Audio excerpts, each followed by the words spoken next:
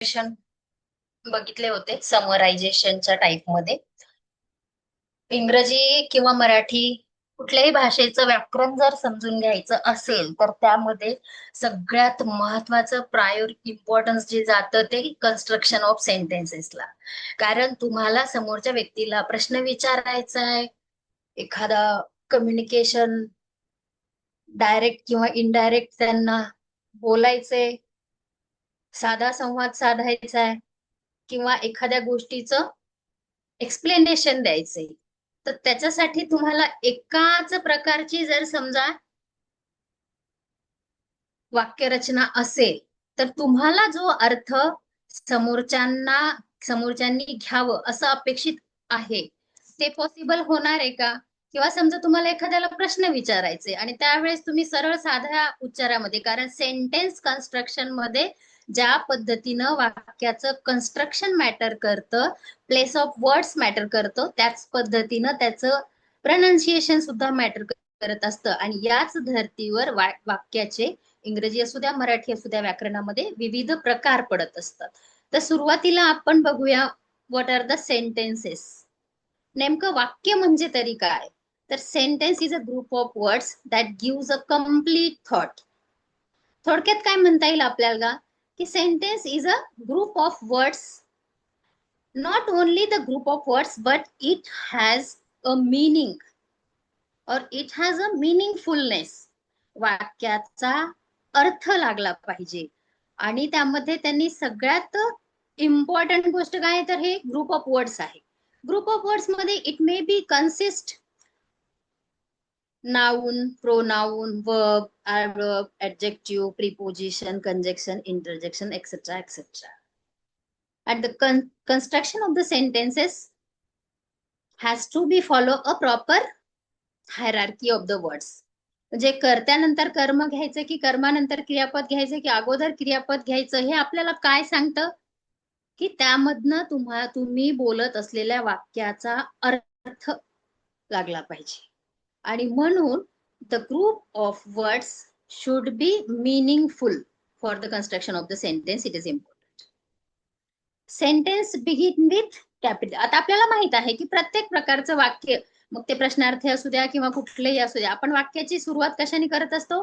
Capital लेटर्सनी. आणि for example तुम्हाला जर प्रश्न आला अशा ठिकाणी आणि करेक्ट द सेंटेन्सेस मध्ये वाक्याची सुरुवात जर तुमच्या इंग्रजी अक्षरातील स्मॉल लेटर्सने होत असेल तर त्या ठिकाणी तुम्हाला इनकरेक्ट सेंटेन्स आहे असं ओळखता आलं पाहिजे. आणि as usual sentences end with a punctuation marks. मग it's depend upon the types of sentences. For example जर ते तुमचं असर्टिव्ह सेंटेन्स असेल किंवा ज्याला आपण स्टेटमेंट म्हणतो, मराठीमध्ये आपण त्याला काय म्हणतो? विधानार्थी वाक्य असं म्हणतो. आणि विधानार्थी वाक्याच्या शेवटी आपण पूर्ण विराम देत असतो. त्याचप्रमाणे जर इंट्रोगेटिव्ह क्वेश्चन असेल किंवा इंट्रोगेटिव्ह सेंटेन्स असेल, त्याच्या लास्ट मध्ये किंवा वाक्य संपत असताना वाक्याच्या शेवटी आपण क्वेश्चन मार्क देत असतो. तर ही झाली त्या त्या वाक्य प्रकारांची लक्षणं. सुरुवात सगळ्यात महत्वाचं, वाक्य कशाला म्हणायचं, ते स्टार्ट कशापासून होतं आणि ते शेवट कशाला. And there are various types of sentences you can see here. And the all types of sentences are categorized by its purpose or by its use. मग तुमचा वाक्याचा उपयोग तुम्ही कशासाठी करताय त्यावरून मग तुमची वाक्याचे प्रकार पडत असतात. ते पहिला आहे डिक्लेरेटिव्ह सेंटेन्स, त्यालाच आपण असर्टिव्ह सेंटेन्स किंवा स्टेटमेंट असंही म्हणत असतो. आणि ह्याचा उपयोग कशासाठी होत असतो डिक्लेरेटिव्ह सेंटेन्सचा? ऐकायला येते सगळ्यांना?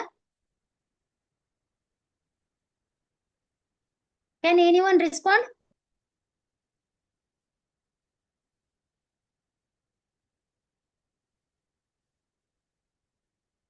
येत नाही का? माझा आवाज येतोय का नाही हे तरी सांगा. आवाज येतोय. हा, मग सांगायला काय प्रॉब्लेम आहे? The lecture, the discussion should be two-sided. Teaching learning process is a bipolar process, tripolar process. It may not be happen or succeed with single polar or unipolar. So we use our declarative sentence type for the making of statement. Example इथे तुम्हाला दिसत असेल या ठिकाणी, दिस is our house. मग या ठिकाणी वाक्याची रचना कशी झालेली दिलेली आहे. दिस हे काय झालं तुमचं, वाक्याचा अर्थ पूर्ण होतो का. दिस इज आवर हाऊस. तुम्हाला त्यातनं काहीतरी अर्थ निघतो का किंवा मिळतो का, भेटतो का. जर समजा या वाक्याची रचना अशी असली असती, सुरुवातीला आपण हाऊस लिहिले, त्याच्यानंतर इज लिहिले, धिस लिहिले, आवर लिहिले, हा असा जर क्रम तुमच्या वाक्याचा घेतला या, तर त्यातनं अर्थ अभिप्रेत निघणार आहे का तुम्हाला अर्थ, किंवा त्याचा बोध नाही निघणार आहे. त्याच्यामुळे या ठिकाणी महत्वाचं काय असतं, तर तुमचा शब्दांचा क्रम. वाक्य हे जरी असं म्हटलं असेल आपण की शब्दांचा एक समूह आहे, परंतु तो समूह कसा असला पाहिजे, अर्थपूर्ण असला पाहिजे. आणि मग हे तुमचं एक्झाम्पल आहे ज्याचा यूज आपण स्टेटमेंट साठी करत असतो. त्यानंतर second type of sentences, interrogative sentences. Interrogative sentences mainly we use to ask the questions or to make the questions. What is your name? It is a very simple example of your interrogative question. In this type of sentence, we can see that the starting or the sentence, which type of sentence, interrogative type of sentence starts with WH words. And what are the WH words? Which, what, when, which, what, when, where, whom, who, how. These are the WH words. For that, for we can use these WH word to form a question or to make a question statement. What is your name? And at the end of the sentence, we can use or we should use question mark in the interrogative type of the sentences. Then the third type of sentence is imperative sentence. Imperative sentence ला काय म्हणायचं, आज्ञार्थक वाक्य. Yes, correct. Imperative सेंटेन्सला आपण मराठीमध्ये आज्ञार्थी वाक्य म्हणतो. आणि आज्ञार्थी वाक्याचा उपयोग आपण कशासाठी करत असतो, एखाद्या कनिष्ठ व्यक्तीला किंवा आपल्यापेक्षा लहान असणाऱ्या व्यक्तीला आज्ञा देण्यासाठी तर करतोच, त्याचप्रमाणे आपण रिक्वेस्ट करण्यासाठी सुद्धा आज्ञार्थी वाक्याचा किंवा इम्परेटिव्ह सेंटेन्सचा उपयोग करत असतो. तर आज्ञा या अर्थाने की गिव्ह मी अ पेन. आणि या ठिकाणी मी तुम्हाला एक्झाम्पल दिसत असेल तुम्हाला या ठिकाणी, प्लीज गिव्ह मी, काय दिसतंय,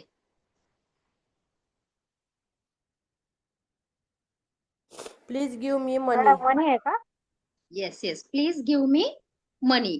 आणि मग आता मला सांगा, या वाक्याची लक्षणं काय आहेत, या वाक्याची सुरुवात कशापासून होते, त्याच्यामध्ये कन्स्ट्रक्शन कसं दिलेलं आहे. ज्याप्रमाणे तुमचं विधानार्थी वाक्याची सुरुवात जी होती ती कर्त्यानं झाली असेल किंवा कुठल्याही नाऊन पासून झालेली असेल, त्याच्यानंतर त्यामध्ये आपण सहाय्यकारी क्रियापद, मुख्य क्रियापद वापरतो आणि वाक्याच्या शेवटी आपण पूर्ण विराम देत असतो. त्याचप्रमाणे प्रश्नार्थक वाक्याची सुरुवात ही तुमच्या WH वर्ड्सनी होत असते आणि ज्याच्या शेवटी आपण प्रश्नार्थक चिन्ह वापरत असतो वाक्याचा अर्थ पूर्ण होण्यासाठी.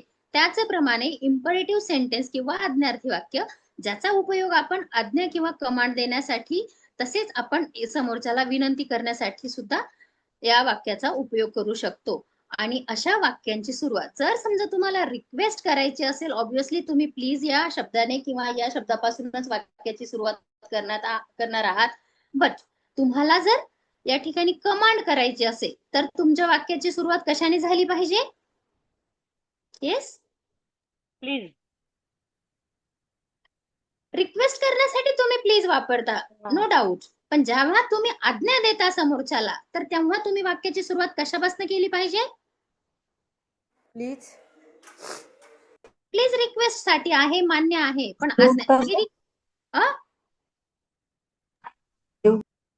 ऑर्डर का madam.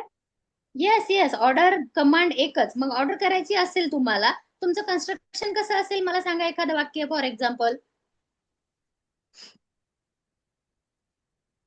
Please keep quiet. Please keep quiet. This is an request, this is a request, request, not command. Complete your homework. Yes, complete your homework. आणि to make the sense of imperative sentence, and in the case of command or order, we start the sentence from which word? आता तू वाक्य Imperative सांगितलं. sentence. Imperative sentence. हो ग राणी, imperative sentences आहे, पण मला विचारायचा प्रश्न तुला हा, इम्परेटिव्ह सेंटेन्सचा वापर आपण दोन गोष्टींसाठी करतो. एक तर आज्ञा देण्यासाठी करतो आणि आणि दुसरं order म्हणजे करा. विनंती करण्यासाठी करतो. जेव्हा जेव्हा आपण समोरच्याला विनंती करणार आहोत आज्ञार्थी वाक्याचा आधार घेऊन, वाक्याची सुरुवात आपण प्लीजने करणार आहोत. पण तुम्हाला जर आज्ञा द्यायची असेल तर वाक्याची सुरुवात कशापासून झाली पाहिजे? कळालं? आता तू मला एक्झाम्पल सांगितलं की कम्प्लीट युअर होमवर्क, वाक्याची सुरुवात कशाने झाली? कशाने झाली? क्रियापदाने झालं. Yes, exactly correct. जेव्हा जेव्हा आपण इंग्रजी वाक्य प्रकारामध्ये आज्ञार्थी वाक्याचा उपयोग करतो आणि त्या आज्ञार्थी वाक्याच्या अनुषंगाने किंवा त्या आज्ञार्थी वाक्याचा आधार घेऊन जर आपण कमांड देणार आहोत, ऑर्डर देणार आहोत, तर वाक्याची सुरुवात ही मुख्य क्रियापदाने म्हणजे मेन व्हर्बनेच झाली पाहिजे. Complete your homework, give me pen, give me a glass of water, bring brought, काय असेल तुम्हाला जे म्हणायचं असेल, परंतु जिथं जिथं तुम्हाला आज्ञा करायचे, कमांड द्यायचे, ऑर्डर सोडायचे, त्यावेळेस वाक्याची सुरुवात ही मुख्य क्रियापदानेच झाली पाहिजे. आलं लक्षात? हो मॅडम. आलं मॅडम. आलं ना? आता मला सांगा, रिक्वेस्ट करायची असेल तर, प्लीज. आणि कमांड करायची असेल किंवा ऑर्डर द्यायची असेल तर क्रियापदानं सुरुवात होते. क्रियापदानं सुरुवात करायची. मग त्या क्रियापदाचं नेहमी मुख्य क्रियापदाचं पहिलं रूपच असतं सुरुवातीला. तुम्ही त्याचं दुसरं किंवा तिसरं किंवा ईडी फॉर्म, ईएन फॉर्म नाही वापरत आहे. तुम्ही मेन वर्ब हे मूळ स्वरूपामध्ये वापरत असता आणि वाक्याच्या शेवटी या ठिकाणी आपण इम्परेटिव्ह सेंटेन्स मध्ये पूर्ण विराम देत असतो, पूर्ण विराम. आणि जो शेवटचा जो प्रकार आहे तुमचा ह्याचा वाक्य प्रकाराचा, तो आहे एक्सक्लामेटरी सेंटेन्स. एक्सक्लामेटरीला आपण मराठीमध्ये म्हणतो उद्गारवाचक वाक्य. येस, उद्गारवाचक वाक्य ज्याचा उपयोग आपण सडन फिलिंग्स, इमोशन्स किंवा आपले थॉट्स, आनंद, दुःख आणि आश्चर्य व्यक्त करण्यासाठी ज्या वाक्य प्रकाराचा आपण उपयोग करतो किंवा जे वाक्य प्रकार आपण वापरतो, अशा वाक्य प्रकाराला उद्गारवाचक वाक्य असे म्हणतात. आनंद, दुःख, आश्चर्य. सडन आपल्याला दुःख झालंय, आश्चर्य झालंय, आनंद झालाय, आणि ह्या फिलिंग्स, ह्या इमोशन्स ज्या असतात, ह्या सडन व्यक्त करण्यासाठी आपण काय करतो, कुठल्या वाक्य प्रकाराचा उपयोग करतो, तर ते आहे एक्सक्लॅमेटरी सेंटेन्स. आणि एक्सक्लॅमेटरी सेंटेन्सची सुरुवात, आता या ठिकाणी काय दिसते तुम्हाला वाक्य, मला सांगा.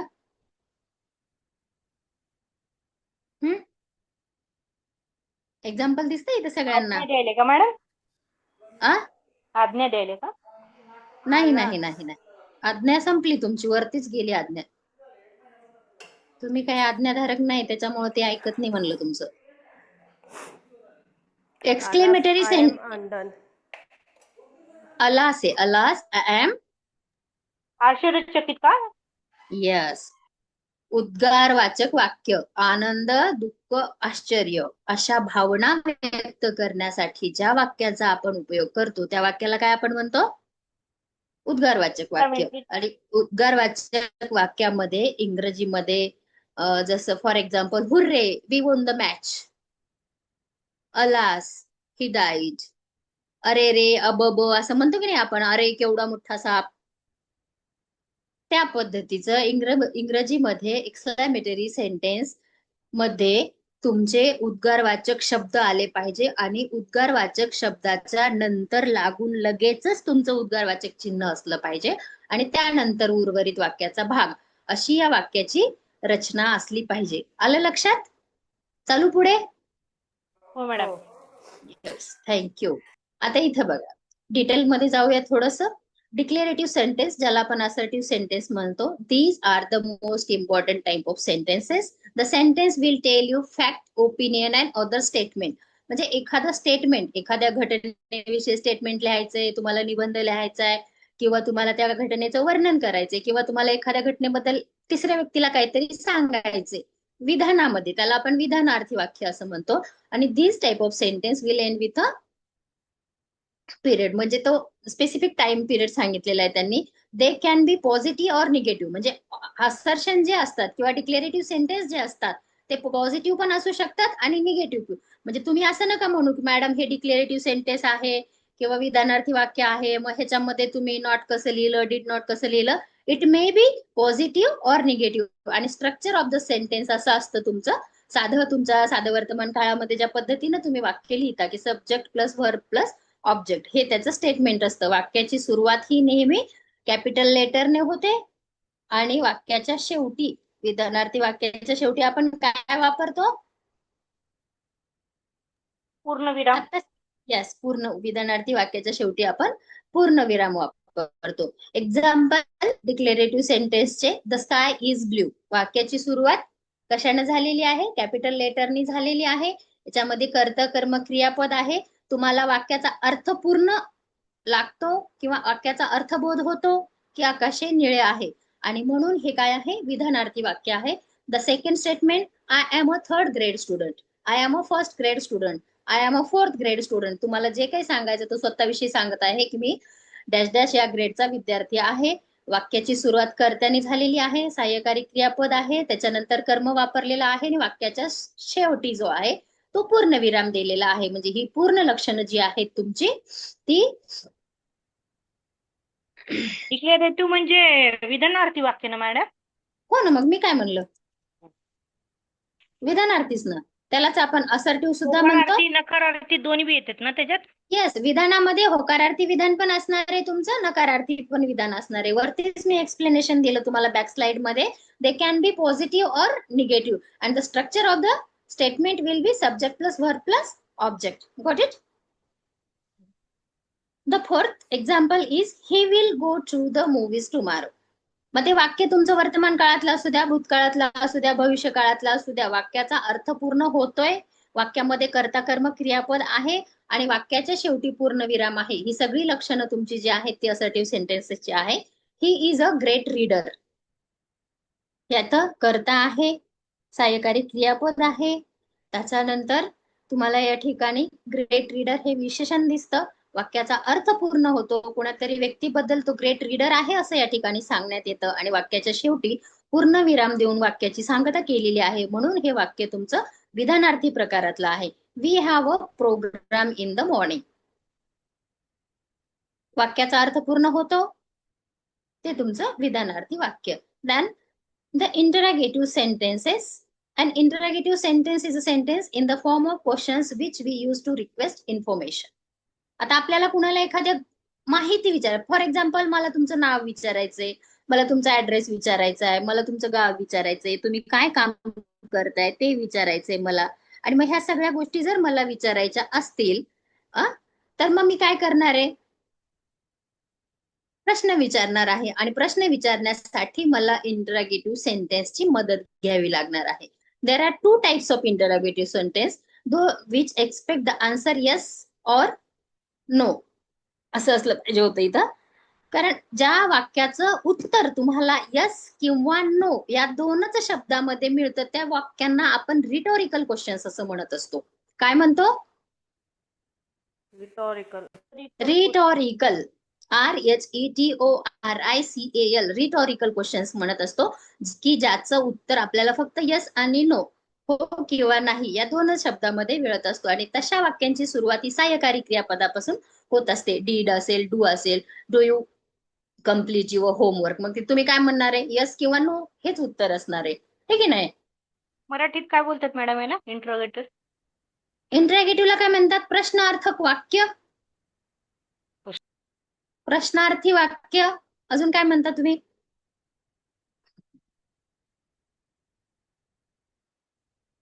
आणि इंटरॉगेटिव्ह सेंटेन्सची सुरुवात किंवा इंटरॉगेटिव्ह क्वेश्चन्सची सुरुवात ही कुठल्या वर्ड पासून होत असते? मी तुम्हाला अगोदर सांगितलं, WH वर्ड जे तुमचे असतील, ज्या शब्दाची सुरुवात W किंवा H या अल्फाबेट पासून होते. For example what, where, which, who, whom, when, why, whose or how. That expect the complete answer. ज्या प्रश्नांची सुरुवात याच्यापासून होते, WH वर्ड्स पासून होते, त्या प्रश्नांची उत्तरं ही कम्प्लीट वाक्यामध्ये किंवा पूर्ण वाक्यामध्ये देणं गरजेचं असतं. परंतु ज्या प्रश्नांची सुरुवात ही सहाय्यकारी क्रियापद, ज्याप्रमाणे जसं की वॉज असेल, वेअर असेल, डू, डज, डीड असेल, हॅव असेल, शाल असेल, विल असेल, ह्या प्रश्नांची उत्तर आपल्याला फक्त येस किंवा नो मध्येच देणं अभिप्रेत असतं. त्या प्रश्नांना रिटोरिकल क्वेश्चन असं म्हणतात आणि हे इंटरोगेटिव्ह क्वेश्चन्स झाले तुमचे. दे can be positive or negative. मग त्या प्रश्नाचं उत्तर पॉझिटिव्ह असू शकतं किंवा निगेटिव्ह असू शकतं. स्ट्रक्चर असतं तुमचं सुरुवातीला, जसं मी अगोदर एक्सप्लेन करणं की all types of interrogative sentences. Interrogative sentences starts with WH word. After that, helping verbs will become. Helping verbs ला आपण काय म्हणतो? सहाय्यकारी क्रियापद का मॅडम? सहाय्यकारी क्रियापद. त्यालाच इंग्रजीमध्ये दुसरा शब्द काय आहे? वर्ब. हम्म. वर्ब. कुठले वर्ब? Helping verb. सहाय्यकारी. सहाय्यकारी झालं मराठीमध्ये, हेल्पिंग झालं इंग्लिशमध्ये. ह्याला पॅरलल दुसरा शब्द काय आहे हेल्पिंग वर्ब्सला? नेहमी ऐकता तुम्ही माझ्या तोंडून. त्याला म्हणतो आपण ऑक्झिलरी वर्ब्स, सहाय्यकारी क्रियापद, जे की मुख्य क्रियापदाला मदत म्हणून काम करतात, म्हणून त्यांना हेल्पिंग वर्ब सुद्धा म्हणतात. आणि त्याच्यानंतर येतो तुमचा वाक्यातील कर्ता, त्याच्यानंतर तुमचं मुख्य क्रियापद आणि तुमचं ऑब्जेक्ट. ही अशी तुमच्या इंट्रोगेटिव्ह सेंटेन्सचं कन्स्ट्रक्शन असेल. बघूयात उदाहरणं. Example of interrogative sentences are as follow. Can you repeat the question? आता ह्याची सुरुवात कशापासून झालेली आहे माधुरी? कॅन पासून. कॅन हे काय आहे राजा? सहाय्यकारी क्रियापद. येस. सहाय्यकारी. आणि सहाय्यकारी क्रियापदापासून तयार होणाऱ्या प्रश्नांना आपण काय म्हणतो? इंटरोगेटिव्ह ना. Rhetorical questions Rhetorical. म्हणतो, ज्याचं उत्तर तुम्हाला यस किंवा नो. नो. हा, या दोनच वाक्यामध्ये शब्दामध्ये अभिप्रेत असतं. Are we going to have races today? हे पण सहाय्यकारी क्रियापद आहे आर, बरोबर ना? याचं उत्तर तुम्हाला येस किंवा नो मध्ये देता येतं, म्हणून हा पण झाला तुमचा रिटोरिकल क्वेश्चनचा प्रकार. त्यानंतरचं थर्ड सेंटेन्स जे आहे, what is your favourite movie? आता ह्याची सुरुवात कशापासून झाली आहे? WH question. WH words. आणि WH वर्ड पासून सुरुवात होणाऱ्या प्रश्नांचं उत्तर हे आपण पूर्ण वाक्यात देणं अपेक्षित असतं. आणि त्यानंतर तुमचं हे इज झालं हेल्पिंग वर्ब्स, युअर हे झालं कर्ता, फेवरेट मूवी हे झालं तुमचं ऑब्जेक्ट, ज्याला तुम्ही कर्म असं म्हणता. आणि वाक्याचा अर्थ पूर्ण करण्यासाठी किंवा वाक्याला पूर्ण स्वरूप प्राप्त करून देण्यासाठी या ठिकाणी जे प्रश्नचिन्ह आपण वापरत असतो या वाक्याच्या शेवटी. सुरुवातीला WH वर्ड आणि शेवटी तुमचं क्वेश्चन मार्क आलेलं पाहिजे. त्यानंतर हाऊ. हाऊ हे काय आहे? हाऊ हे पण WH क्वेश्चन असेल. येस, WH क्वेश्चन आहे आणि म्हणून हे इंट्रोगेटिव्ह सेंटेन्स आहे. त्यानंतर मला सांगा शेवटचं, do you have an extra pencil? असं तुम्हाला वर्गात कोणी विचारलं की तुमच्याकडे एक एक्स्ट्रा पेन्सिल आहे का? मग हे कुठला प्रश्न झाला? WH question. नाही रेट. कुठे येते WH? डी ना सुरुवात झाली आणि WH कुठे दिसते? सहाय्यकारी क्रियापद झालं डू. आणि मग सहाय्यकारी क्रियापदापासून सुरुवात होणारे जे काही प्रश्न असतात त्याला आपण काय म्हणतो? रिटोरिकल क्वेश्चन्स असं म्हणतो. आलं लक्षात?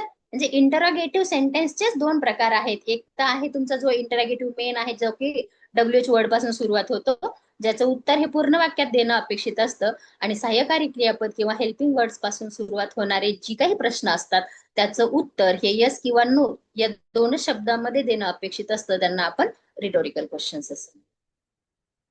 आलं लक्षात? त्याच्यानंतर तुमचा इम्परेटिव्ह सेंटेन्स. इम्परेटिव्ह सेंटेन्स ज्याला तुम्ही काय म्हणता मराठीमध्ये?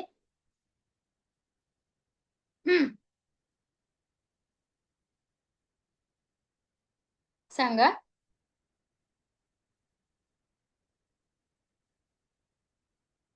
उद्गारवाचक.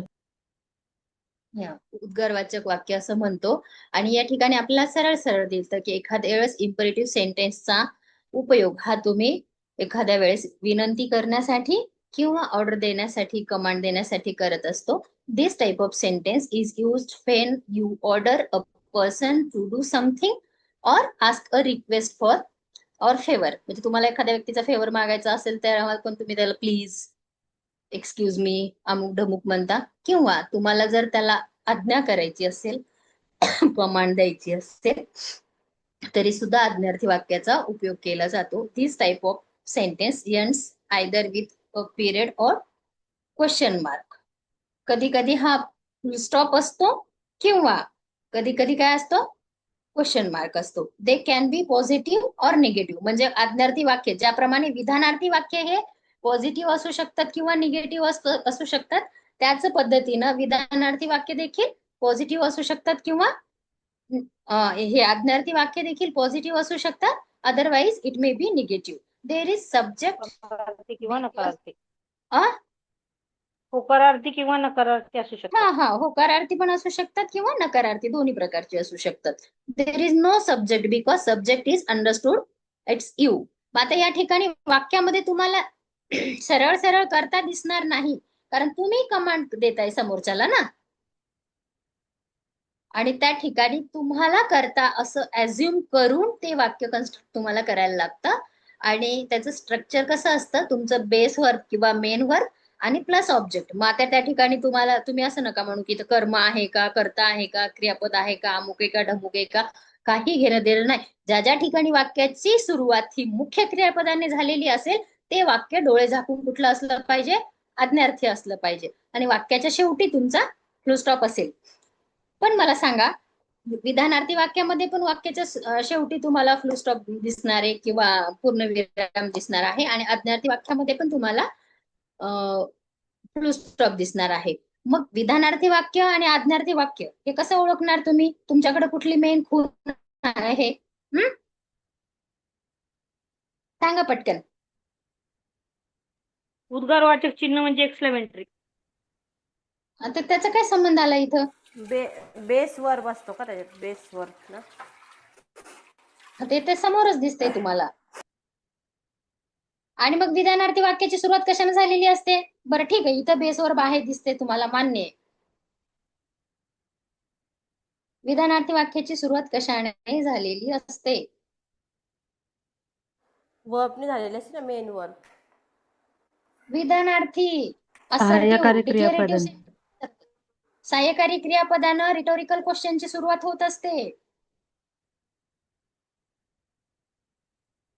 विधानार्थी वाक्याची सुरुवात ही कर्त्याने होत असते. मग तो कर्ता काहीही असू शकतो. एखादा व्यक्ती असू शकतो, एखादं नाव असू शकतं, एखादं गाव असू शकतं, धिस दॅट असू शकतं, नाऊन किंवा प्रोनाऊन असू शकतं. तो येतंय लक्षात? विसरायचं नाही, परीक्षा जवळ आली आहे. आणि आज्ञार्थी वाक्यामध्ये मुख्य क्रियापद, ज्याला आपण बेस वर्ब म्हणतो, मेन वर्ब म्हणतो, किंवा मराठीमध्ये तुम्ही त्याला मुख्य क्रियापद म्हणा. Examples of the imperative sentences: please bring this basket to your grandma. हे काय म्हणते? रिक्वेस्ट आहे का कमांड आहे ही? रिक्वेस्ट आहे. रिक्वेस्ट आहे, कारण इथं सुरुवात कशाने झालेली आहे? प्लीज ने. प्लीज न झालेली आहे. डोंट डू दॅट हे काय आहे? ऑर्डर आहे. बरोबर. तर would you please turn the volume a little higher? Request आहे.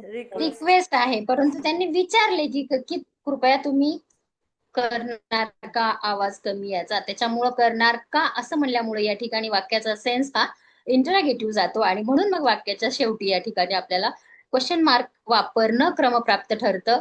त्यानंतर बी क्वाईट, आज्ञा दिली. आज्ञा दिलेली आहे या ठिकाणी. आलं लक्षात? बी बी हे काय आहे? आपण बी क्वाईट वापरू किंवा कीप क्वाईट वापरू, बरोबर ना? हो मॅडम. हा, बी क्वाईट वापरा, कीप क्वाईट वापरा, परत तुम्ही कशा ऑर्डर देता तुमच्या विद्यार्थ्यांना? ज्या ज्या ऑर्डर असतील त्या प्रत्येक ऑर्डरची सुरुवात किंवा त्या प्रत्येक कमांडची सुरुवात ही मुख्य क्रियापदापासून झालेली असते. मग ते तुमचं या ठिकाणी ऑर्डर ही तुमची पॉझिटिव्ह पण असू शकते, निगेटिव्ह पण असू शकते. For example, don't do that, don't shout, हो की नाही? आणि मग रिक्वेस्ट असेल तर वाक्यामध्ये सुरुवातीला किंवा कुठेतरी प्लीज आलेलं दिसते. या ठिकाणी तुम्हाला पहिल्या वाक्यामध्ये सुरुवातीला प्लीज दिसते, तर इथं शेवटच्या वाक्यामध्ये तुम्हाला तिसऱ्या वाक्यामध्ये would you please turn the volume a little higher, या ठिकाणी तुम्हाला वुड यूच्या नंतर या ठिकाणी प्लीज वापरलेला आहे. आता विधानार्थी वाक्य, प्रश्नार्थी वाक्य. प्रश्नार्थी वाक्याचे दोन प्रकार, त्याच्यानंतर तुमचं इम्परेटिव्ह सेंटेन्स. आलं लक्षात? हो मॅडम. हो मॅडम. आलं. मॅडम. आता exclamatory sentence. Exclamatory sentences shows strong feeling or excitement. आणि exclamatory sentence ends with an exclamation mark. मी जसं तुम्हाला सांगितलं सुरुवातीला, म्हणजे मानवाला होणारे किंवा व्यक्तीला होणारे आनंद, दुःख, आश्चर्य आपण व्यक्त करण्यासाठी, मग ती फिलिंग एक्साइटमेंट आनंदातली असो, दुःखातली असो, किंवा सडन फिलिंग्स तुम्ही व्यक्त करण्यासाठी ज्या वाक्य प्रकाराचा वापर करता किंवा ज्या वाक्य प्रकाराचा उपयोग करता, त्या वाक्यांना आपण उद्गारवाचक वाक्य किंवा एक्सक्लामेटरी सेंटेन्सेस असं म्हणत असतो. त्या वाक्याची सुरुवात ही नेहमीच व्हॉट किंवा हाऊ या दोनच शब्दांनी होते. सगळे WH वर्ड्स नाही बरं का, फक्त व्हॉट किंवा हाऊ. त्याच्यानंतर येतं तुमचं ऍडजेक्टिव्ह.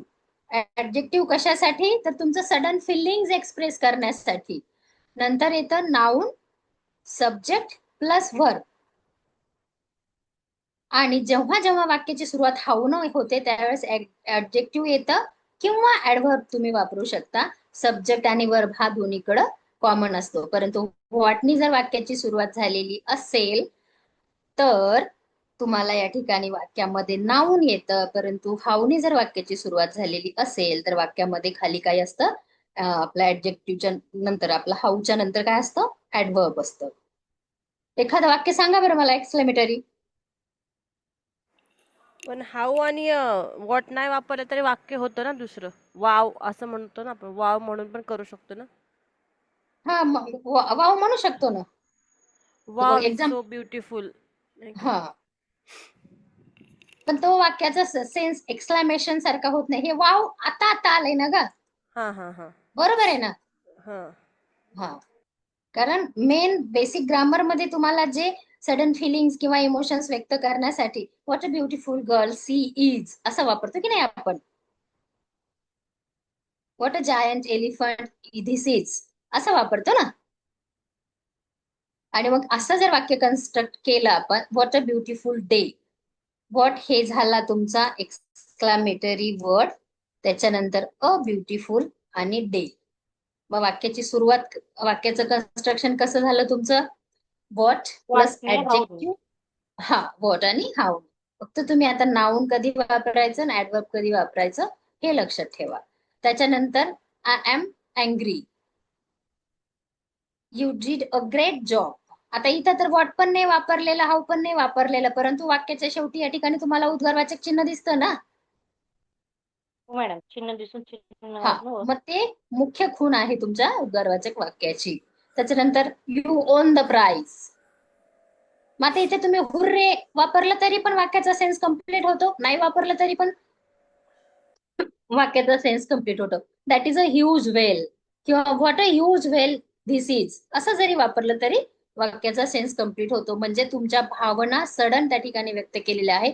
वाक्याची सुरुवात ही WH वर्ड्सने होते, परंतु वाक्याच्या शेवटी उद्गारवाचक वाक्य शब्द काय म्हणतो त्याला आपण, उद्गारवाचक चिन्ह असणं मस्ट आहे. तेव्हाच तो तुमचं उद्गारवाचक वाक्य कम्प्लीट होतं. आता मला सांगा,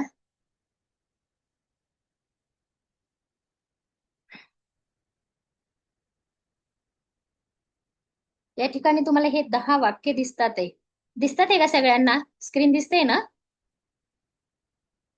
हो हा, मॅडम. हो मग ह्याच्यातलं वाक्य ओळखता येतील तुम्हाला?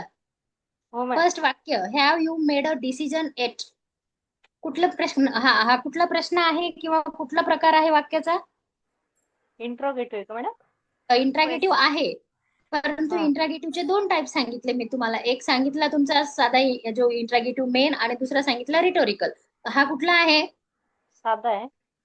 साधा कसा असणार आहे? ह्यावनी वाक्याची सुरुवात झाली, जेव्हा जेव्हा सहाय्यकारी हा. क्रियापद किंवा हेल्पिंग वर्बने वाक्याची सुरुवात होते आणि वाक्याचं उत्तर, त्या प्रश्नाचं उत्तर तुम्ही यस नो नी, have you made a decision eight, yes yes और नो मध्ये उत्तर जाणार आहे तुमचं. सो दॅट इट्स अ हो rhetorical question. Then the girl in the white jacket is lost.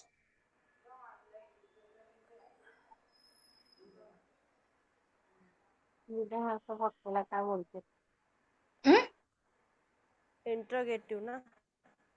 इथं कुठे तुला प्रश्नार्थक चिन्ह इंट्रॅगेटिव्ह म्हणायला? The girl in the white jacket is lost. विधानार्थ वाक्य. यस, डिक्लेरेटिव्ह सेंटेन्स आहे. सुरुवातील सगळ्यात शेवटी क्रियापद दिलेलं आहे या ठिकाणी, आणि पूर्णविराम दिलेला आहे. The building on the game in the last 3 minutes. Exclamatory. Exclamatory आहे. Give me a piece of pizza. आज्ञार्थी आहे. मुख्य आज्ञार्थी. क्रियापदापासून वाक्याची सुरुवात झाली आहे आणि या ठिकाणी ऑर्डर किंवा कमांड दिला जाते. I did not finish my homework.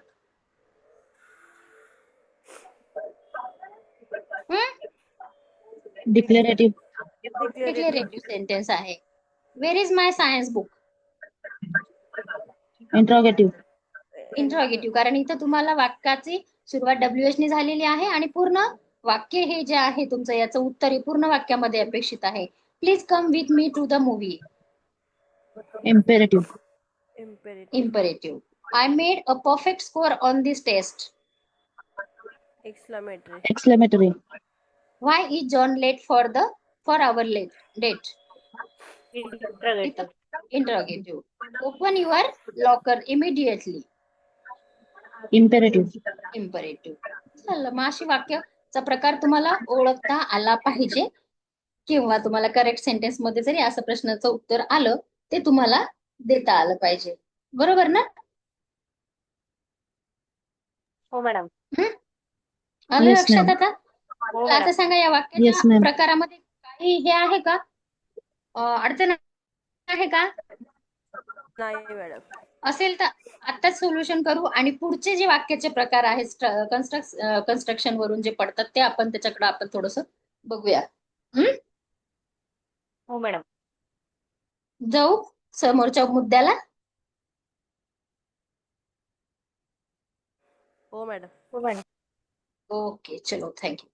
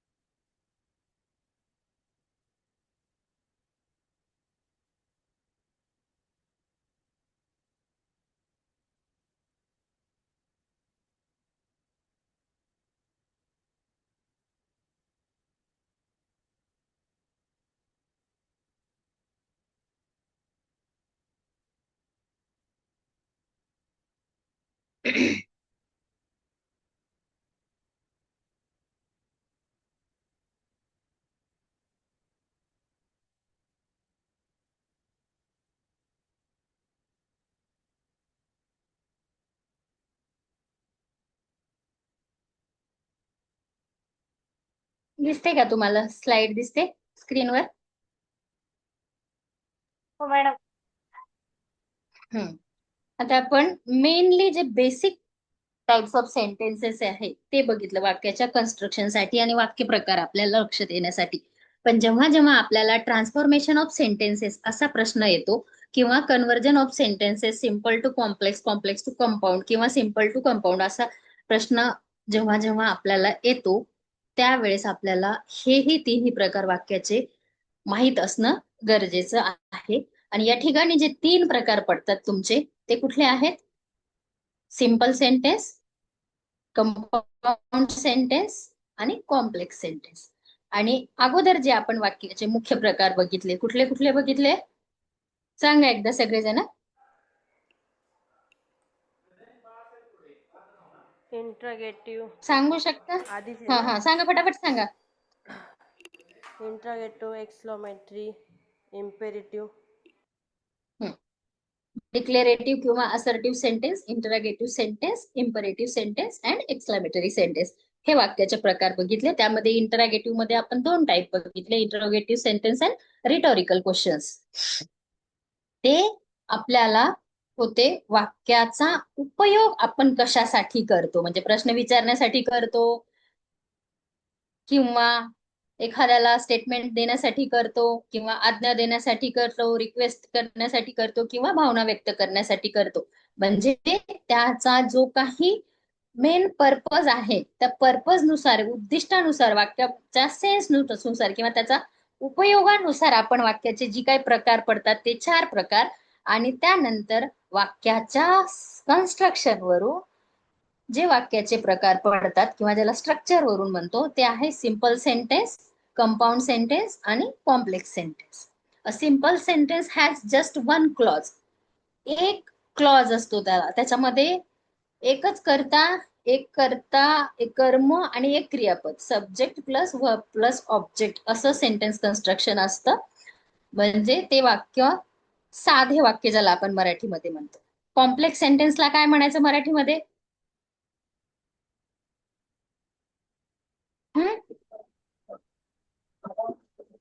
मिश्र वाक्य. मिश्र वाक्य होईल का? आणि मग ह्याला काय म्हणायचं? संयुक्त. बरोबर.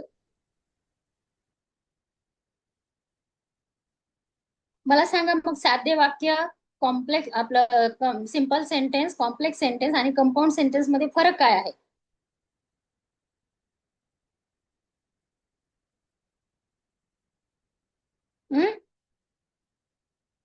आहे का काही फरक?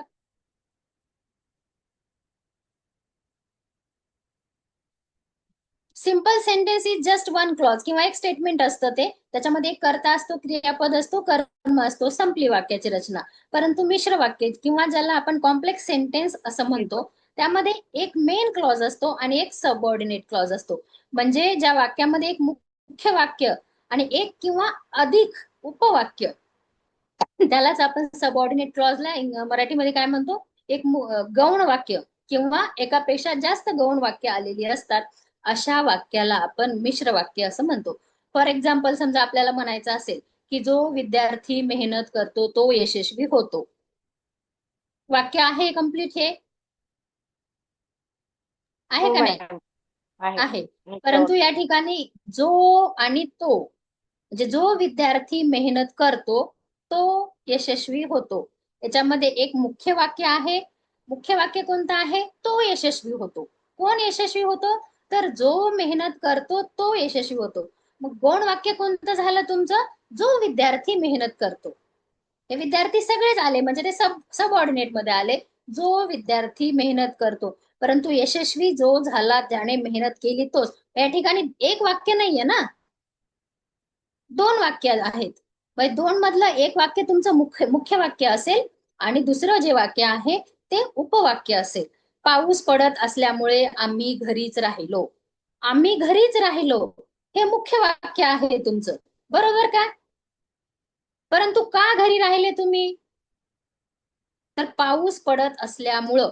मग हे झालं गौण वाक्य किंवा उपवाक्य. आणि मुख्य वाक्य जे झालं ते तुमचं आम्ही घरीच राहिलो. तसंच मला माहित आहे की तो उद्या येणार आहे. तो उद्या येणार आहे हे मुख्य वाक्य झालं. मला माहित आहे की.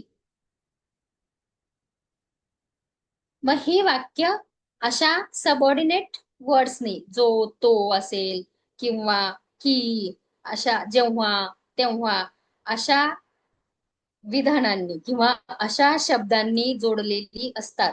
फॉर एक्झाम्पल जो, जी, जे, कारण, म्हणून, की, जर, तर, जेव्हा तेव्हा, जरी, तरी.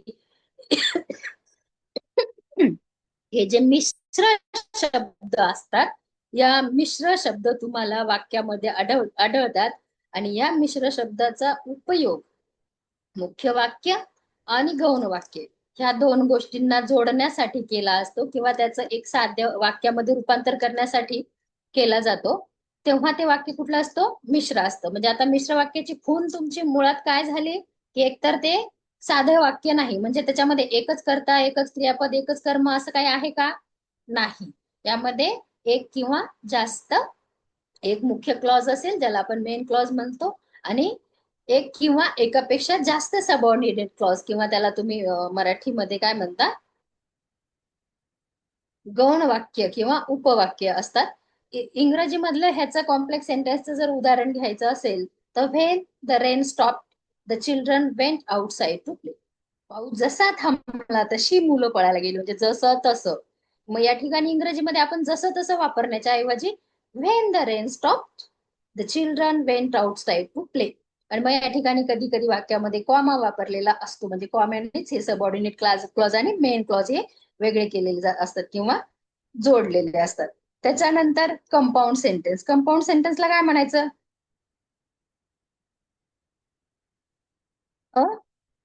संयुक्त वाक्य का? बरोबर ना? जोडणारा शब्द संयुक्त वाक्य. हा, जिथं जोडला जातो तो संयुक्त. अ compound sentence has more than one main clause. या ठिकाणी एकापेक्षा दॅट अँड जोडणारे शब्द. आणि कॉम्प्लेक्स सेंटेन्स आणि कंपाऊंड सेंटेन्स मध्ये एक महत्वाचा फरक जो आहे, पहिलं जे तुमचं मिश्र वाक्य आहे यामध्ये एक मुख्य वाक्य असतात आणि एक किंवा एकापेक्षा जास्त ही गौण वाक्य वापरलेली असतात किंवा याला आपण सबऑर्डिनेट क्लॉज असं म्हणतो. परंतु कंपाऊंड सेंटेन्स मध्ये एक किंवा एकापेक्षा जास्त मुख्य वाक्य वापरलेली असतात किंवा याला आपण स्वतंत्र वाक्य वापरली जातात आणि ती दोन्ही वाक्य समान महत्वाचे असतात. म्हणून या ठिकाणी सबऑर्डिनेट क्लॉज नसतो, ते दोन्ही पण मेन क्लॉज असतात किंवा दोन्ही मुख्य क्लॉज असतात. आणि हे दोन मुख्य वाक्य किंवा हे दोन मुख्य क्लॉज हे काय केलेले असतात? कंपाऊंड वाक्य जोडलेली असतात. तर मग कशाने जोडलेली असतात? And preposition. प्रिपोजिशन नाही म्हणायचं त्याला. And that. सो दॅट असेल, अँड असेल,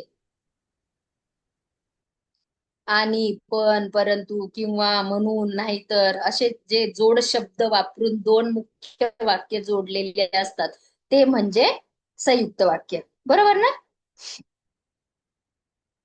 बघूया पुढं. आणि मग आता हे ट्रान्सफॉर्मेशन ऑफ सेंटेन्स बघत असताना हे तिन्ही प्रकारची वाक्य आपल्याला कधी कधी साधं वाक्य दिलेलं असतं, त्याचं रूपांतर इतर प्रकारामध्ये करायचं असतं. We can change a simple sentence into a compound sentence or a complex sentence. This is usually done by expanding a word or phrase into the class. म्हणजे आता पण कधी कधी, आता समजा आपल्याला सांगितलं त्यांनी की तुम्ही कंपाऊंड सेंटेन्स बनवा. कंपाऊंड बनवायचं म्हटलं की आपण काय करणार? या ठिकाणी उभयान्वी अवयवी इंटरजेक्शन तुमचे जे कोणते असतील, अँड असतील, सो दॅट असतील, रिमूव्ह टू किंवा सो दॅट ज्याला म्हणतो आपण, टू टू असेल, इफ नॉट असेल किंवा इनस्पाइट ऑफ असेल, असे शब्द वापरून आपण कंपाऊंड सेंटेन्स मध्ये साध्या वाक्याचं रूपांतर करू शकतो. त्याच्यानंतर in the same way we can change a complex or compound sentence into a simple sentence. म्हणजे साध्या वाक्याचं मिश्र किंवा संयुक्त करा म्हटलं तरी पण आपल्याला आलं पाहिजे आणि मिश्र वाक्याचं संयुक्त किंवा साधं करा म्हटलं तरीही आपल्याला आलं पाहिजे. आता समजा साधं वाक्य, मग हे करत असताना एक तर तुम्हाला क्लॉज ऍड करायला लागतो. This is done by reducing a clause into a word or phrase. मग तुम्हाला त्या ठिकाणी वाक्य कमी कमी करायला लागतं. परंतु जेव्हा आपण साधं वाक्याचं कॉम्प्लेक्स किंवा कंपाऊंड करतो त्यावेळेस आपल्याला एक्सपांड करायला लागतं किंवा त्या ठिकाणी वाढवायला लागतं. मग वाढवतो कसं आपण? अँड वगैरे टाकून. आणि तर कमी जसं करायचं असेल तर तुम्हाला काय करायला लागतं? एखादं वर्ड किंवा फ्रेज ओमिट करून त्याच्या ठिकाणी तुम्ही दुसरा शब्द वापरता किंवा ते वाक्य आयएनजी जोडता. ज्या ठिकाणी तुम्हाला जिरंट आणि रिमोट जेव्हा वापरायचं मी तुम्हाला शिकेल त्यावेळेस सांगेन मग ह्याचं कसं करायचं असेल. आता हे पहा वाक्य. It is too late to start a new lesson. As you can see, this sentence has just one clause and therefore it is a simple sentence. This is too late to start a lesson. खूप उशीर झाला. तर मग हे वाक्य हे एक TOO to आणि हा एक साधा टू ह्या दोन शब्दाचा अदला बदल करून ह्याचं आपल्याला काय करता येतं? कॉम्प्लेक्स किंवा कंपाऊंड करता आलं पाहिजे. The number of clauses in a sentence is equal or to the number of finite verbs in it. मग आता इथलं वर्ब कोणता आहे? वर्ब कुठला आहे वरच्या वाक्यामध्ये?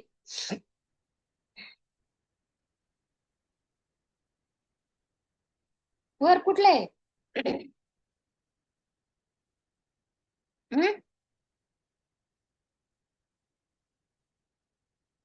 सांगेल का कोणी?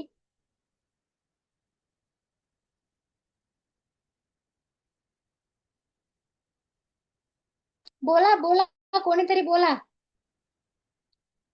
गजानन, अंजली, या वाक्यातलं वर्ब ओळखता येईल का कुणाला?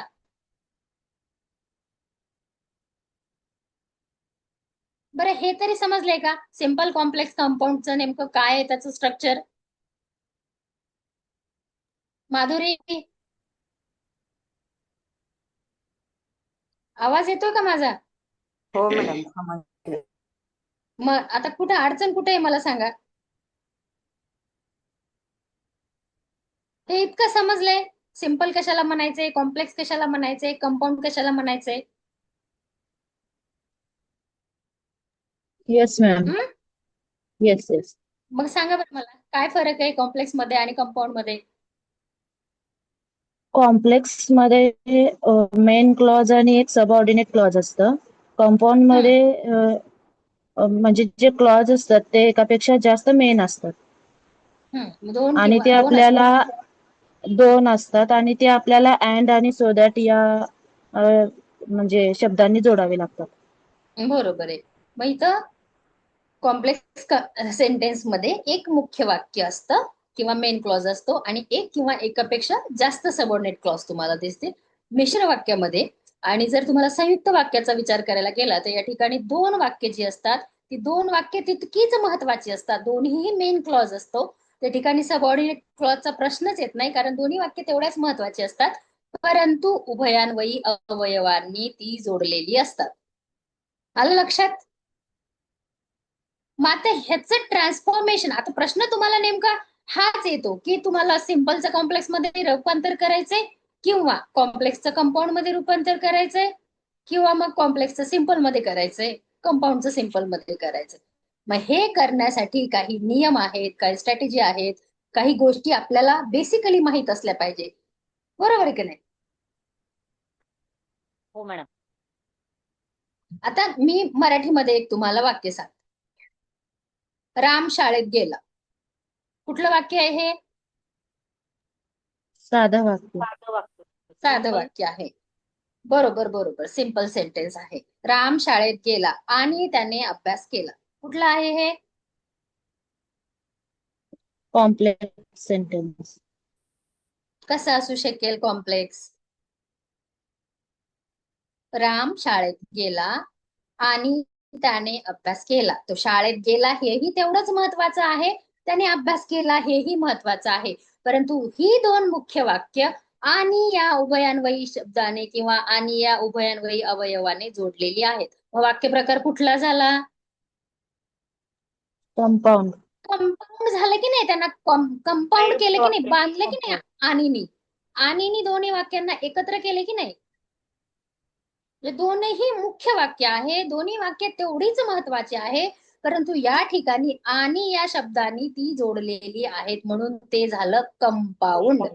आणि कॉम्प्लेक्स मध्ये काय असतं तर कॉम्प्लेक्स मध्ये एक मुख्य वाक्य असतं ज्याला आपण मेन क्लॉज म्हणतो आणि एक किंवा एकापेक्षा जास्त ही सबऑर्डिनेट क्लॉज असतात आणि त्या ठिकाणी आपल्याला सो दॅट असेल, हे असेल, अशा प्रकारचे शब्द आपण बघितलं, जसे, तसे, जेव्हा, तेव्हा. आता त्यानंतरचं वाक्य सांगते, त्याच आशयाचं वाक्य सांगते. राम शाळेत गेला, क्वामा, तेव्हा त्याने अभ्यास केला. हे झालं तुमचं कॉम्प्लेक्स सेंटेन्स किंवा ज्याला आपण काय म्हणतो, मिश्र वाक्य म्हणतो. मग मिश्र वाक्यामध्ये जेव्हा, तेव्हा, जरी, तरी, जो, तो असे शब्द वापरलेले असतात. परंतु तुमच्या संयुक्त वाक्यामध्ये, संयुक्त म्हणजे काय, त्या ठिकाणी बेरीज झाली त्याची, हे वाक्य आणि हे वाक्य, राम शाळेत गेला आणि त्याने अभ्यास केला, दोन्ही वाक्य तेवढीच महत्वाची आहेत. मग त्याला कंपाऊंड केले किंवा त्याला बांधले गेले एकत्रित, आणि कशाने बांधले, आणि हा उभयान्वयी अवयव या ठिकाणी उपयोग केला किंवा त्याचा युज केला तुम्ही त्या ठिकाणी कंपाऊंडचा सेन्स दर्शविण्यासाठी. किंवा कंपाऊंड हे वाक्य आहे हे तुम्हाला कशावरून लक्षात येतं, त्या ठिकाणी वाक्यामध्ये अँडचा वापर केलाय ना, आणीचा वापर केलाय ना. हे मराठीत तर आलंय लक्षात, हो मॅडम. आलंय ना. मग अशाच प्रकारे हे वाक्य इंग्रजीमध्ये ट्रान्सफॉर्म करत असताना सुद्धा त्याची काही नियम आहेत, त्याच्या काही ट्रिक्स आहेत, किंवा काही गोष्ट, म्हणजे आता हे आलं की हे वापरायचं, ते कसं वापरायचं हे तुमच्या लक्षात येण्यासाठी या बेसिक गोष्टी क्लिअर होणं गरजेचं होतं. झालंय? Yes ma'am. चालू पुढे? हो. चालू ना? हो मॅडम. मग आता हे तुम्हाला मी सांगितलं, we can change a simple into compound or complex. This is usually done by expanding a word or phrase into clause. मग आता ह्या ठिकाणी काय करतो आपण, एक छोटा क्लास असेल, आता त्याला सिंपल करायचं असेल तर आपण काय करणार आहे, दोन वाक्य एकत्रित करण्यासाठी काहीतरी ट्रिक वापरावं लागणार आहे. तसंच मग आपल्याला कॉम्प्लेक्स आणि कंपाऊंड असेल आणि त्याचं जर सिंपल मध्ये करायचं असेल तर त्या ठिकाणी सुद्धा काहीतरी ट्रिक वापरायला लागणार आहे. तर काय करावं लागणार आहे हे आपण बघूया पुढे. वाक्य होतं हे तुमचं, it is too late to start a new session. मी तुम्हाला विचारलं होतं ही सिंपल सेंटेन्स. आता या ठिकाणी तुम्हाला वाक्यामध्ये क्रियापद कुठलंही ओळखता आलं पाहिजे. कुठलंही क्रियापद,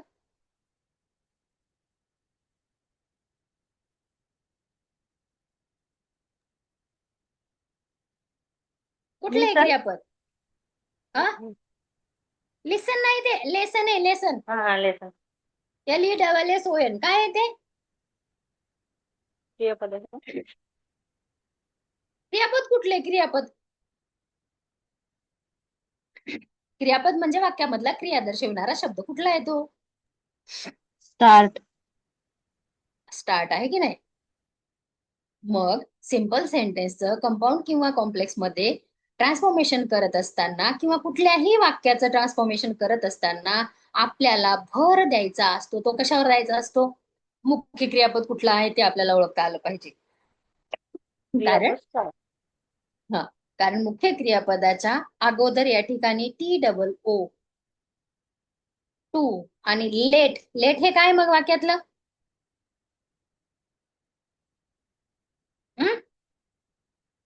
मला या वाक्याची फोड करून सांगा जरा, कुठला काय काय वाक्य वापरलंय वाक्यामध्ये.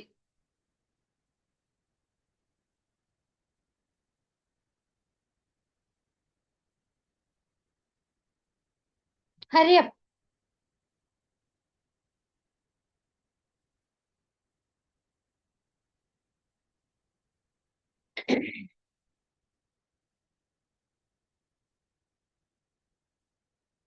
आता हे सिंपल सेंटेन्स आहे, हे कॉम्प्लेक्स आहे, कंपाऊंड आहे, अशी काही लक्षणं आहेत का याच्यामध्ये? अँड वापरले का इथं? नाही. इथं एक मुख्य क्लास किंवा एखादा सबऑर्डिनेट क्लास वापरलाय का?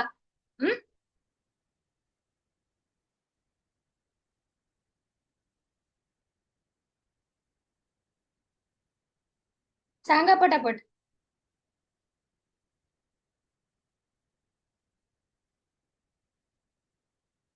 किती क्लॉज आहेत या वाक्यामध्ये?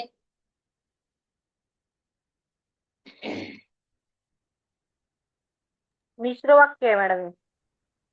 मिश्र वाक्य आहे हे. सिम्पल काय सेंटेन्स आहे आणि एकच क्लॉज. हे सिंपल सेंटेन्स आहे. उघड उघड हे सिंपल सेंटेन्स आहे. It is too late to start a lesson. याचं कंपाऊंड वाक्य कसं होईल?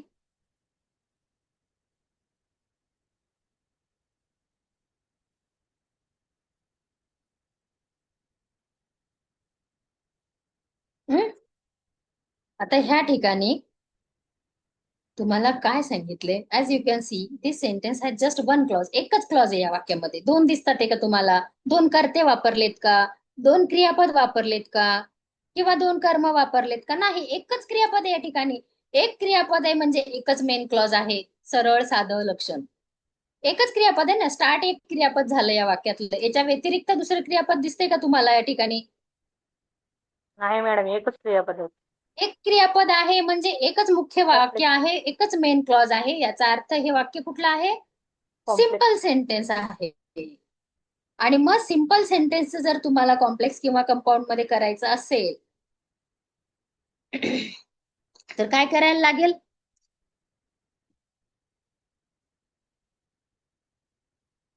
बरं, मराठीमध्ये सांगा मला. खूप उशीर झाल्यामुळे आपण काय म्हणायचं याला मराठीमध्ये?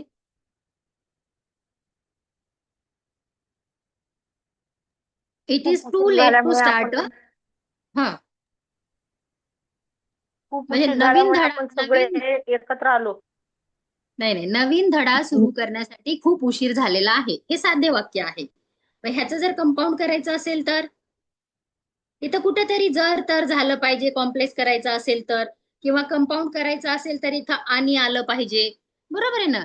किंवा एखादा कॉमा आला पाहिजे आणि त्या कॉमेनी दोन वाक्य जोडलेली पाहिजे. आता सुरुवात महत्वाचं काय आहे या ठिकाणी? Interchange of the degree of comparison. इथं दोन टू आल्यामुळे. त्याच्यानंतर interchange of affirmative and exclamatory. ह्या दोन गोष्टी अजून आपल्या लक्षात आल्या पाहिजे. Interchange of affirmative and negative. त्याचबरोबर conversion of simple sentence to compound sentence आणि conversion of simple sentence to complex sentence. Interchange of too to आणि हे टू च आपण बदली किंवा काय म्हणतो, हे टू आपल्याला जर रिमूव्ह करायचं असेल, त्याला आपण रिमूव्ह टू हा प्रकार शिकलो होतो का एकदा इंग्रजीमध्ये शाळेमध्ये असताना? हो मॅडम. शिकलो होतो ना?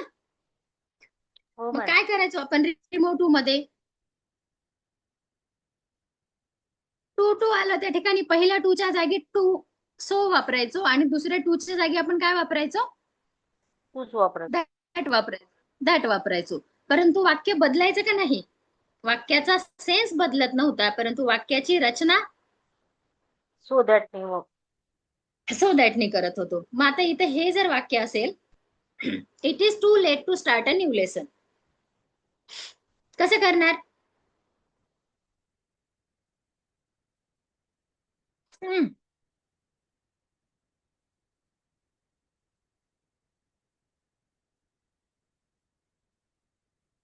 प्रयत्न तर करा. मी आहेच हे सांगायला परत.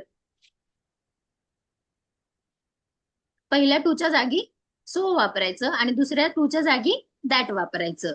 आणि जर वाक्य पॉझिटिव्ह असेल तर ते वाक्य काय होतं? हो करा. निगेटिव्ह होतं. आणि निगेटिव्ह वाक्य असेल तर ते पॉझिटिव्ह होत असतं. मग ह्या ठिकाणी आता मी तुम्हाला वाक्यामध्ये जी काही बदल करायचे ते बदल सगळे सांगितले.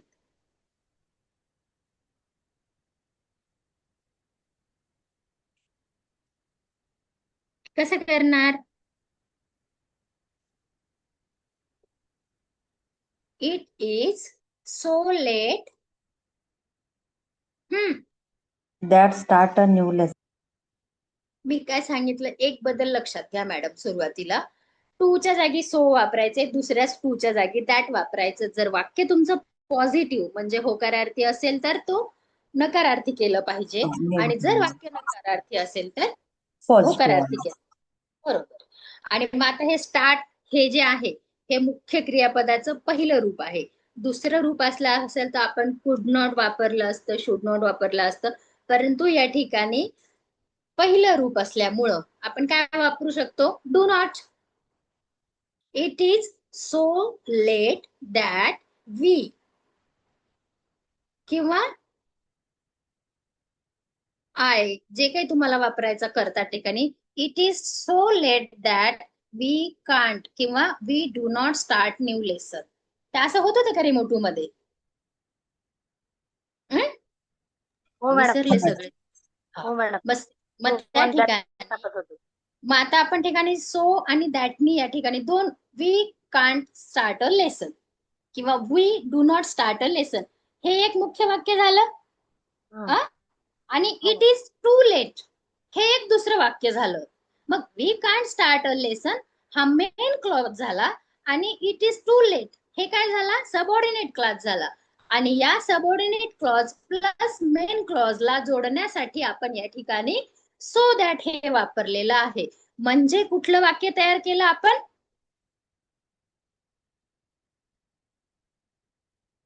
कुठलं झालं वाक्य? Complex sentence.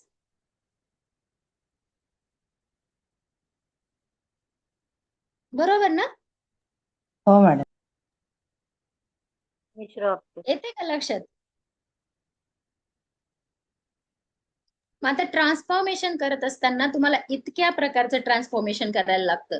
Interchange of degree of comparison म्हणजे पॉझिटिव्ह, कम्पॅरेटिव्ह आणि सुपरलेटिव्ह ह्या 3 डिग्रीचं ट्रान्सफॉर्मेशन.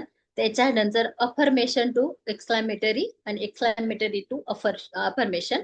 नंतर interchange of affirmative to negative, conversion of simple sentence to compound and complex, conversion of simple sentence to complex आणि रिमोटिव्ह. ह्या एवढ्या प्रकारची उदाहरणं तुम्हाला परीक्षेमध्ये बघायला मिळतील.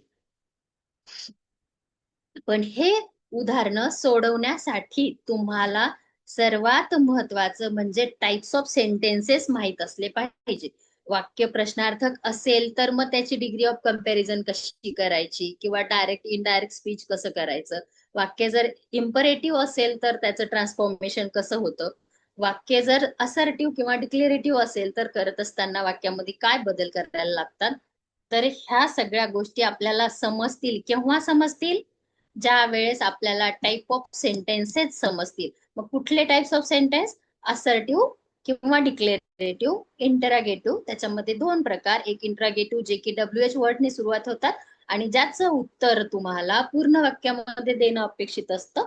सेकंड टाइप आहे जो तुमचा तो आहे रिटोरिकल क्वेश्चन्स, ज्याची सुरुवात ही कशापासून होत असते?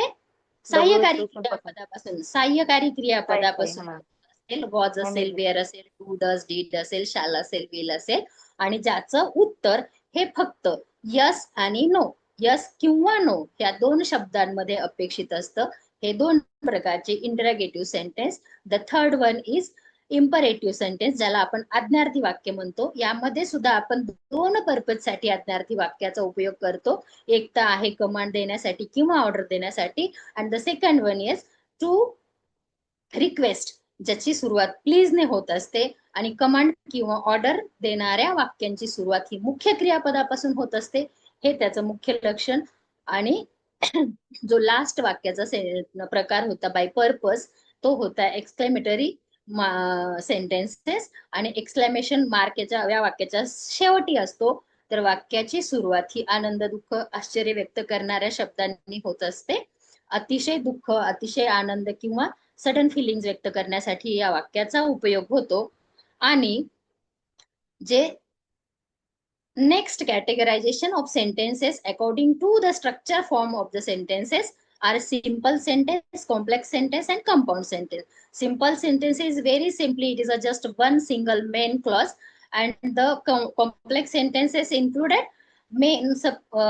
one main clause and one and more subordinate clause. एक मुख्य वाक्य, एक किंवा एकापेक्षा जास्त गौण वाक्य आणि यामध्ये जसे तसे जेव्हा तेव्हा अशा प्रकारचे शब्द वापरलेले असतात. आणि शेवटचा वाक्याचा प्रकार जो आहे तो आहे कंपाऊंड सेंटेन्स.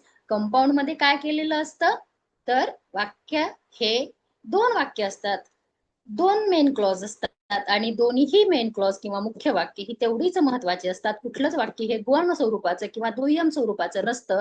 आणि ह्या 2 वाक्यांना एकत्रित करण्यासाठी किंवा जोडण्यासाठी उभयान्वयी अवयवाचा उपयोग केला जातो, ज्यामध्ये अँड है ना 2022. आणि म्हणून या वाक्याला आपण काय म्हणतो, कंपाऊंड सेंटेन्स किंवा संयुक्त वाक्य असं म्हणत असतो. हे सगळे वाक्याचे प्रकार आज रिवाइज करा. उद्या degree of transformation, affirmation, negative, compound, complex, simple, ह्या सगळ्या प्रकारचे ट्रान्सफॉर्मेशन्स आपण बघूया विथ एक्झाम्पल्स, तुमच्या टेटच्या परीक्षेला मागे आलेल्या प्रश्नांच्या सहित.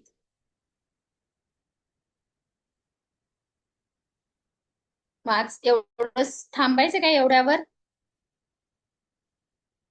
रिव्हिजन करता का हे 8 वाक्य प्रकार? आज आ? काय शिकवलं ते जरा टाका, म्हणजे आम्ही वाचून पटपट सांगते रे. चालते चालते, पाठवते. सर थांबू का मग आज?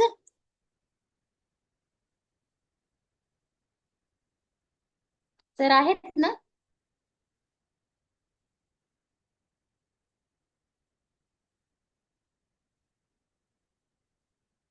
आता उद्या ट्रान्सफॉर्मेशन आणि कंपॅरिझन सांगत असणारा वाक्याचा प्रकार कुणाचा चुकला नाही पाहिजे. हो मॅडम. 10-20 काय? झाले मॅडम.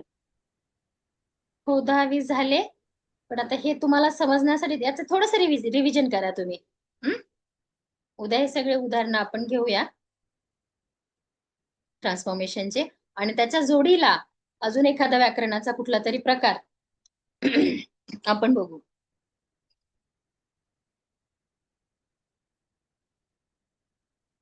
सर म्यूट आहेत. काय झालं? थांबूया म्हटलं आता. थांबायचं का? हो, ठीक. यांना थोडी एक्सरसाइज करू द्या. टाइप्स ऑफ सेंटेन्स उद्या comparison, degree, comparison of affirmation, negative आणि हे सगळे विथ एक्झाम्पल्स घेते. माझ्याकडे आहे रेडी, पण थोडा यांना स्पेस देऊ देते हे 8ही प्रकार वाक्याचे अभ्यासण्यासाठी, जेणेकरून मग हे सगळं कॉम्प्लिकेटेड होणार नाही. ठीक. Okay, thank you. थांबूया उद्या आजचा सकाळी. काही शंका नाही आहे कुणाला? उद्या सकाळी घ्यायचंय का सर? तुम्हाला आहे का वेळ? किती वाजता घ्यायला लागेल? जर घ्यायला लागलं 7:30 तर ते 10:30. 7:30 ते 10. हो. मग ठीक आहे. तर मला 10ला तर मला कॉलेजला जायला लागतं. पहिलं सेशन 7:30 ते 10. पण मी 10 पर्यंत नाही घेऊ शकणार सर. मला जायचं कॉलेजला 9:45ला, 9 तर मला 9 घरातून पर्यंत घ्या. सॉरी 9 7:30 ते 9. हा 7:30 ते 9 इट्स ओके, हा, चालते. 7:30 ते 9. उद्या सकाळी मग आपलं इंग्लिशचं. हो चालते. ठीक. मग लावू तुमचं होतं 7:30 ते 9. हा हा, उद्या सकाळी बिंदास लावा 7:30 ते 9. ठीक. चालेल. ओके सर, उद्या थँक्यू. विद्यार्थ्यांना सकाळी 7:30 वाजता मॅडमचा तास असेल. माझा नसेल तसं मी ग्रुपला तुम्हाला इन्फॉर्मेशन टाकून देईन. ठीक आहे. हा, सगळ्यांनी लक्षात ठेवा. उद्या ह्याच्यानंतरचा पाठ आपण 7:30 वाजता कंटिन्यू करतो.